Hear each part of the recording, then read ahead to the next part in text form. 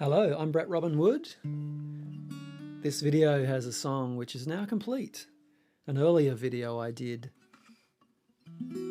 half the song and I did a little delve about going back to square one on life's journey just when you thought you'd made it. This song's complete now. Talks about the treasure to be found at square one. So it's all about how you set off on your journey, the adventure of a lifetime. Up, up and away, claiming new heights,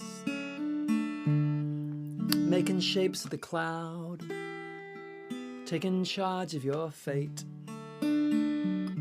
Up out of the darkness and through heaven's gate. You strolled through the garden, not a snake in sight.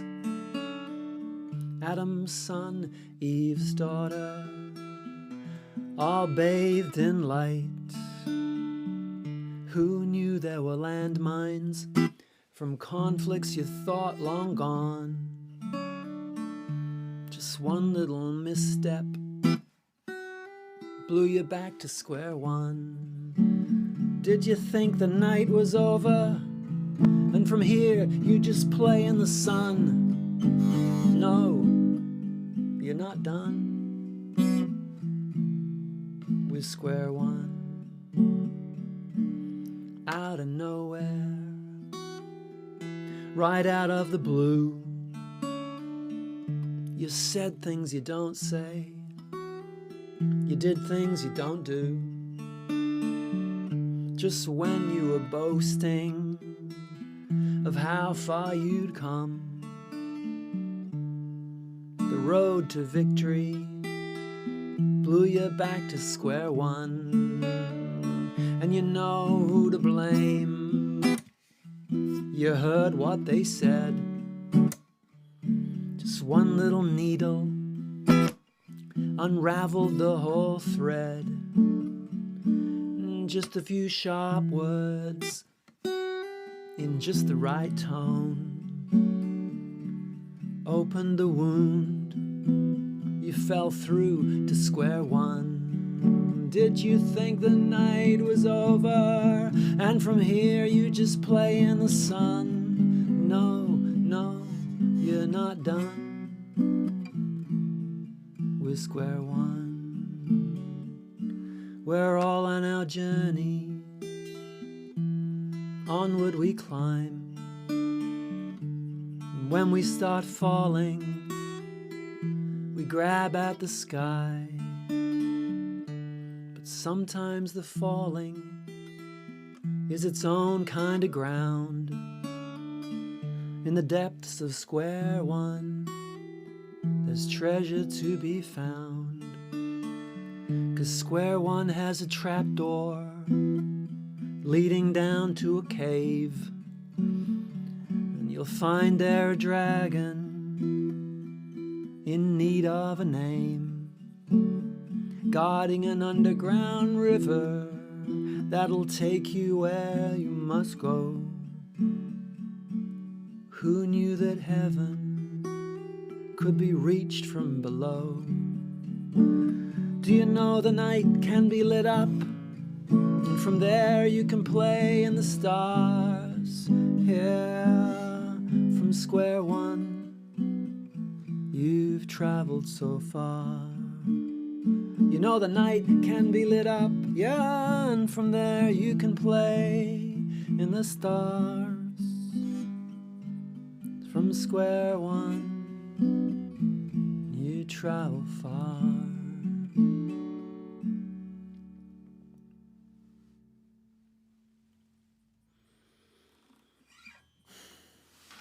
On the journey, for those people like me and maybe you who are interested in the growth path, it starts out as a kind of linear thing, like I'm here and I want to get there. And that's good. That's the sense of appetite, the passion for what's possible. And I'm here and I want to get there. and that's ambition, and that's reach and stretch, and it's beautiful. It's a beautiful thing to be fired up about growing and changing and achieving things out there in the world. And also, who do you become as you face into those challenges and get out of your depth and need to show up and call on things that have been dormant. And so it is a linear growth from here up to here, but there's another perspective, I think, because the linear growth perspective from here to here, there's a trap in there.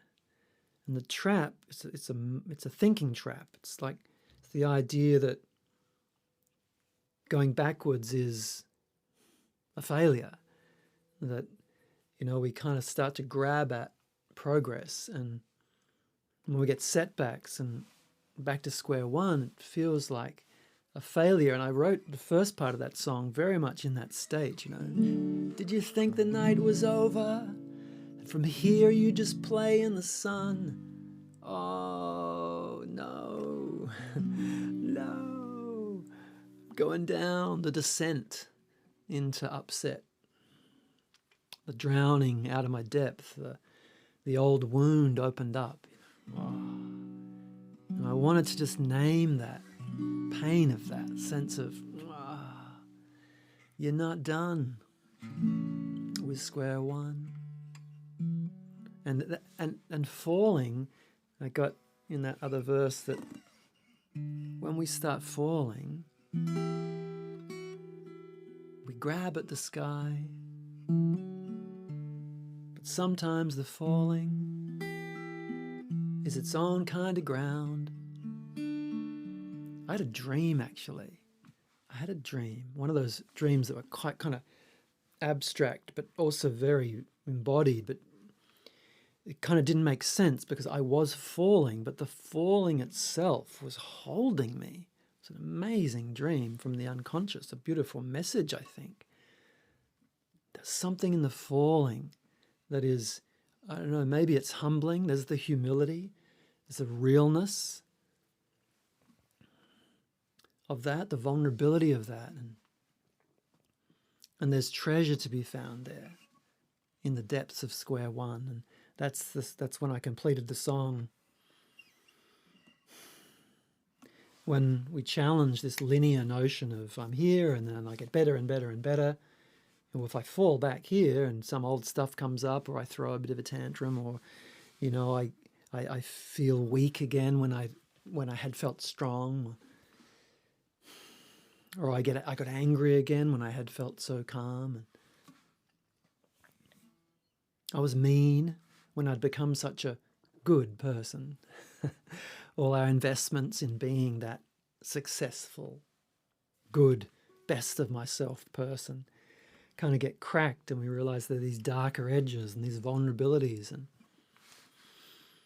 the idea that that's somehow a failure is maybe, I don't know, maybe it's a constraining idea, because what I know to be true, what I believe to be true, what I experience as true, is that if met skillfully, square one is actually a beautiful part, a necessary part, and a valuable and valid part of the journey forward.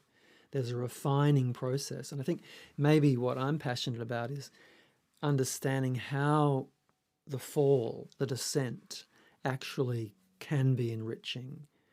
And how do I resource myself in that moment and have it be an opportunity for growth? And in poetic form, it's this. It's square one has a trapdoor leading down to a cave. So are we willing to descend, right? And you'll find there a dragon in need of a name. So I move from the poetic to the practical. This is about the possibility of holding space for the upset. If you think about when you get knocked sideways and you go into those old patterns and those things that maybe you don't like about yourself, your sense of weakness or your sense of anger or whatever. Oh, hello, printer. My printer's decided to talk to me. Hello. When you go into that stuff,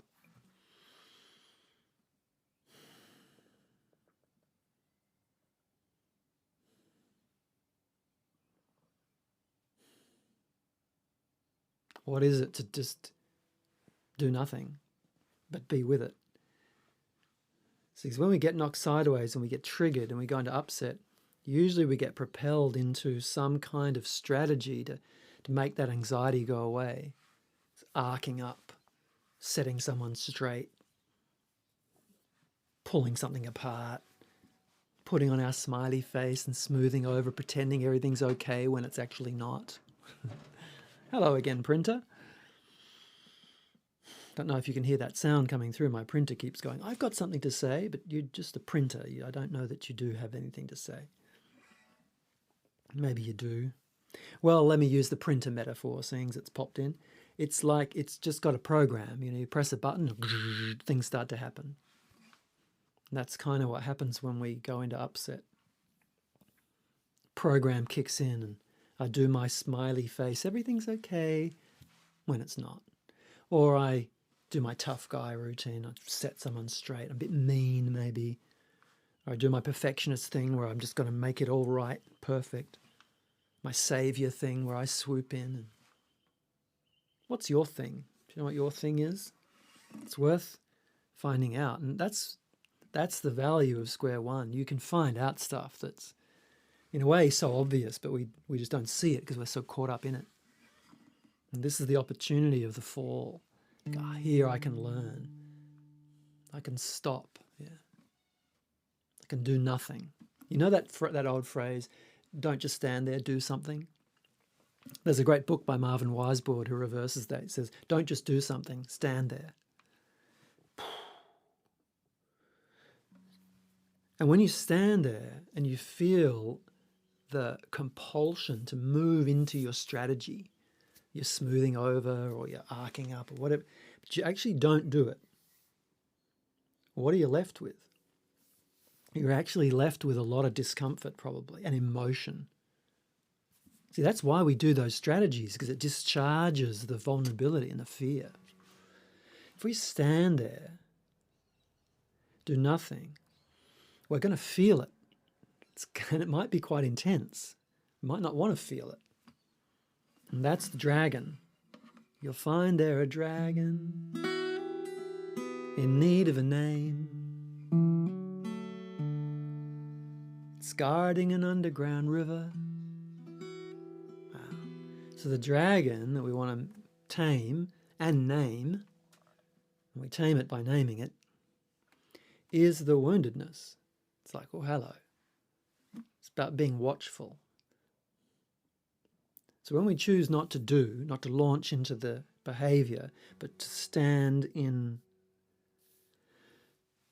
the stuff, the emotion, we're not actually just standing there. Actually, quite a lot is happening, and this is the skill. This is the practical skill, moving from the poetic to the practical. It's actually about holding space. That's the capability I'm talking about here, practically. It's called holding space. Maybe you know about holding space. Maybe you don't. Holding space is a stance. It's an attitude, and it's a skill.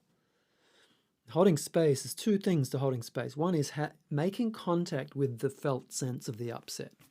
Actually being in contact with. It's not an analytical thing, because that's just another strategy to make the vulnerability go away. I'll just think it, analyze it to death. It's not it. It's not about rumination. It's actually about simply paying attention to the felt sense and being with it. So that's one part of holding space, being with the felt sense. The other part of holding space is being grounded. Practically, you do that by regulating the breathing. There's plenty of breathing techniques, and I'm not going to go into them now, but investigate, find out. Because if you're going to be in contact with the upset, with the vulnerability, that's an old wound. That's like something, that's an old fear or concern or threat or vulnerability that's been imported into this experience. And to hold space is to contact it without collapsing into it. So that's why you need the groundedness along with the willingness to be with the felt sense. And you can play with that. It's something to play with. It's a skill like anything. You get better at it. You play with, how do I hold space for this? Hello feeling. Name the dragon. Oh, hello rage. Whoa. I really want to rip that person to shreds. You're not suppressing it, but you're not acting out either. Holding space is a third way. Hello, naming the dragon, staring into the eyes of the dragon. Hello, rage. I don't collapse into it. I don't just push it down and go and watch Netflix. And the groundedness through breathing, through getting into my body, through feeling my feet on the ground, maybe putting a hand on my body. Maybe you could do that now, even while you're watching this video. Why not?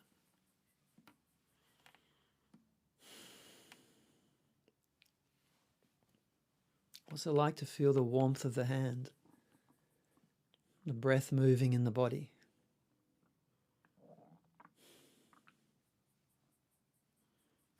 So that's being grounded through physicality, through breath, with an opening of the heart to meet the felt sense in all its discomfort. And you hold space for that, and it will shift. It will shift. Unless there's a very deep wound, and here's the caveat here, sometimes this work can you contact something very deep that you haven't processed, that's new. It might even be traumatic, and then you might need help. So that's my trigger warning. Sometimes we need help. We need someone else to hold space for us. And we might not. We might find that actually we can bring our adult self, our loving, compassionate adult self, to hold the space for the more younger, vulnerable self that is out of our depth. And that dragon, you stare into its eyes, you hold space, neither suppressing it, pushing it down, nor obeying its call to jump into your old behavior. Things shift, energy shifts. Energy in the body is, the whole energy system and the emotional system is designed to rise, crest, and fall and dissolve. But that energy gets stuck in our old patterns. And one way to get it unstuck is to meet the vulnerability that's sitting underneath all the old drama and habits. Not move into the action, stay with the felt sense and hold space for it. There's a price paid for it, which is vulnerability. Yeah. And a sense of letting go, and a sense of maybe even a kind of, I'm dying here. It's like, but you're not. You're actually living. That energy is going to get unstuck, and beyond that dragon, there's an underground river that'll take you where you go. And who knew that heaven could be reached from below?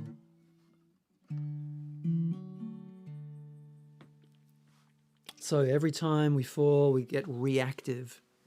It's a potential portal into our creative, constructive, better self. So who knew? The descent is an opportunity, actually, to mature and refine and grow. Do you know the night can be lit up?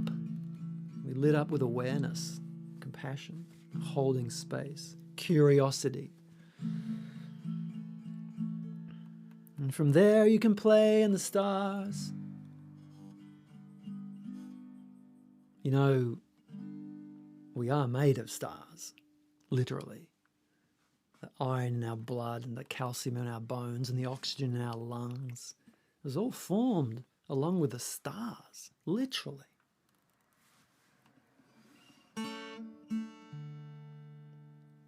But from the literal to the poetic, playing in the stars is the reunion. It's coming out of the illusion that actually everything is separate, coming into that sense of communion. And that's possible, and it seems to be that coming into contact with our woundedness and our brokenness and a willingness to meet that with compassion is strangely a portal to wholeness. Go figure. Hey, good luck on your journey. Leave a comment. If you like, share this if you like. Contact me if you're interested in working with this kind of stuff at an individual coaching level or with a team. And all the best on your journey.